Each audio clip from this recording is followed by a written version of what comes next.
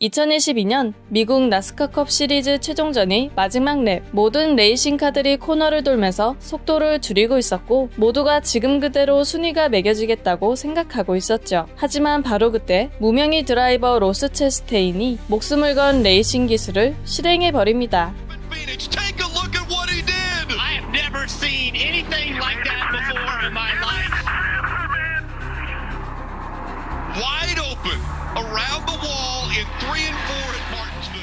그는 레이싱카를 벽 쪽으로 바짝 밀착시켰고 혼자 속도를 높여 아웃코스를 그대로 질주해버렸습니다. 그렇게 순식간에 10위에서 5위까지 치고 올라가자 해설진과 관중 모두 경악을 금치 못했고 또 한편으론 반전을 보여준 그의 결단에 열광하기도 했죠. 경기가 끝나고 로스 체스테인은 어린 시절 했던 레이싱 게임에서 아이디어를 얻어 해당 기술을 선보였다고 인터뷰했는데요. 그는 이 순간의 판단력으로 인기상을 받고 다음 출전권을 얻을 수 있었습니다. 벽타기 기술은 당시 언론에서도 큰 화제가 되기도 했지만 전문가들은 곧바로 위험성을 지적했습니다. 차체가 심하게 뒤틀리거나 바퀴가 파손되면 대형 사고로 이어질 수 있고 심지어 전복의 위험성도 있어서였죠. 게다가 원심력과 벽면 튕김에 의해 관중석에 돌진할 우려도 있었죠. 결국 이듬해 나스카는 공식적으로 벽타기 주행을 전면 금지시켰습니다.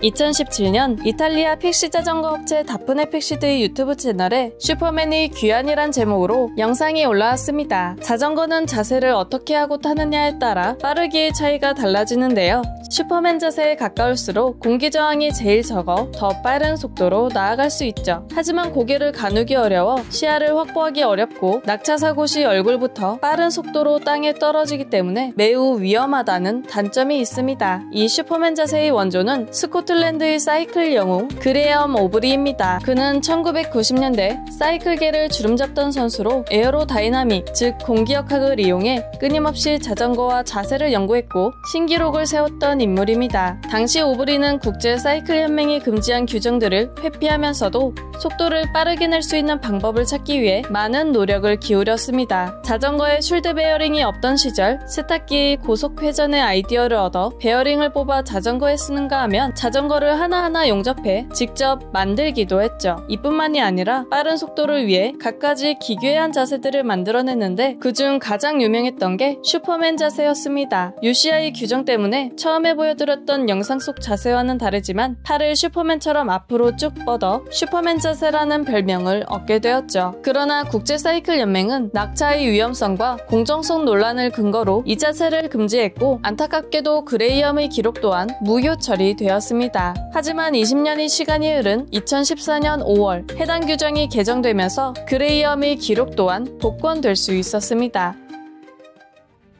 피겨스케이팅에서 가장 위험하다고 알려진 기술, 바로 백플립입니다. 백플립은 1976년 인스브루크 올림픽 당시 미국의 테리 쿠비카가 처음 시도했는데요. 하지만 이듬해 국제빙상연맹이 백플립을 금지하면서 올림픽에서는 볼 수 없게 되었죠. 그러던 1998년 나가노 동계올림픽에서 이 기술이 다시 재현됩니다. 당시 백플립을 구사한 선수는 프랑스의 수리아 보날리. 그녀는 벌점받을 것을 알고 있었음에도 백플립을 감행했고 안정적으로 성공시켰습니다. 그런데 그녀는 왜 굳이 득이 되지도 않고 위험한 기술을 올림픽에서 시도했을까요? 보날리는 자신이 금메달을 딸 수 없는 이유가 오로지 피부색 때문이라고 생각했습니다. 언제나 완성도 있는 연기를 선보여도 은메달이 최대였죠. 그래서 그녀는 1994년 지바 세계선수권 당시 준우승으로 시상대에 오르기를 거부했습니다.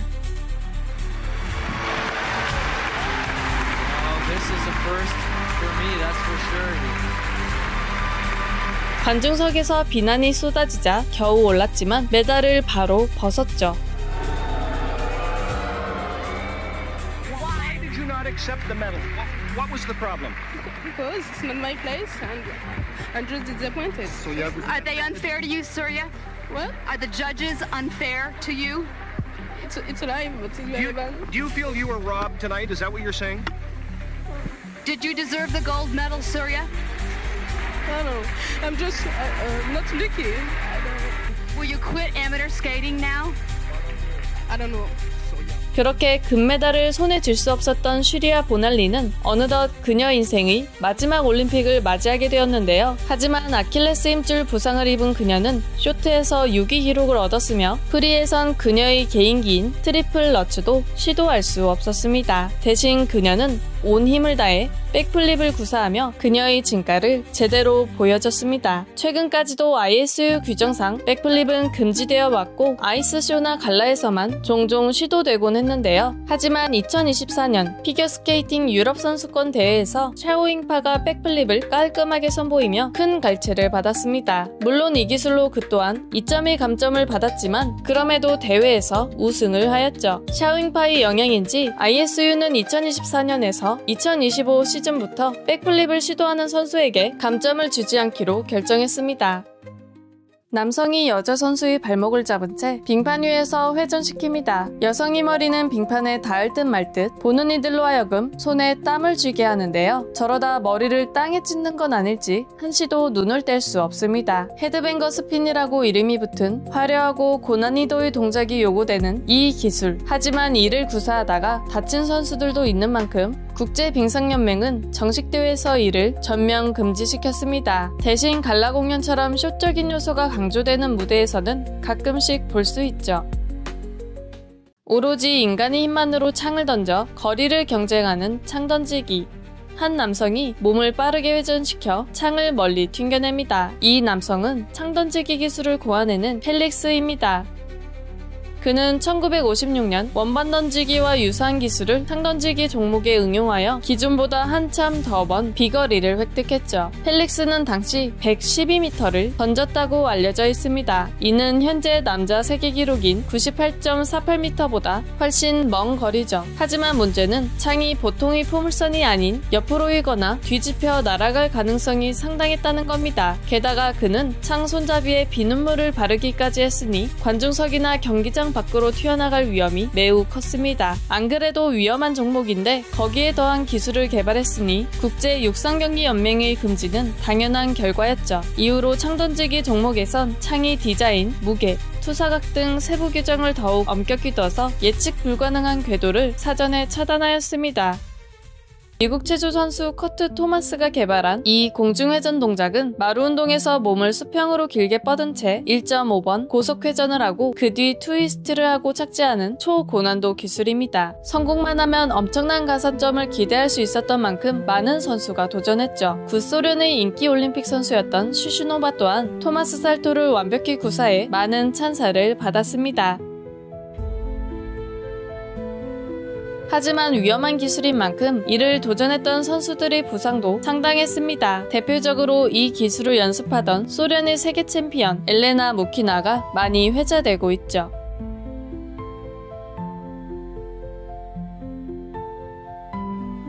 1980년 모스크바 하계올림픽을 2주 앞둔 시점, 그녀는 토마스 살토를 연습하다가 착지에 실패해 목이 부러지고 맙니다. 그리고 결국 영구 사지마비 판정을 받게 되었죠. 이 사건은 체조계를 경악하게 만들었고 이후 국제체조연맹은 토마스 살토를 포함한 비슷한 회전 동작들까지 전면 금지시켰습니다. 이 사고는 아직도 사람들에게 회자되며 도전의 대가가 너무 가혹했다는 평가를 받고 있습니다. 지금까지 살펴본 금지된 스포츠 기술들은 모두 더 나은 기록, 더욱 좋은 퍼포먼스를 향한 선수들의 열정에서 비롯되었습니다. 하지만 그 중에는 선수가 심각한 부상을 입는 경우도 있었고 스포츠 정신과 규정을 아슬아슬하게 줄타기 하는 위험한 시도들도 있었죠. 이는 혁신적인 도전과 위험한 도박 사이를 넘나들기도 합니다. 이를 지켜보는 사람들 중 어떤 이는 위험해도 더 멋진 걸 보고 싶다고 하고 또 다른 이는 선수의 안전이 최우선이라고 말하죠. 여러분이라면 어떤 쪽에 손을 들어주실 건가요? 여러분의 의견을 댓글에 자유롭게 남겨주세요. 오늘 영상이 흥미로우셨다면 좋아요와 구독 꼭 부탁드립니다. 다음 이야기에서 또 뵙겠습니다. 감사합니다.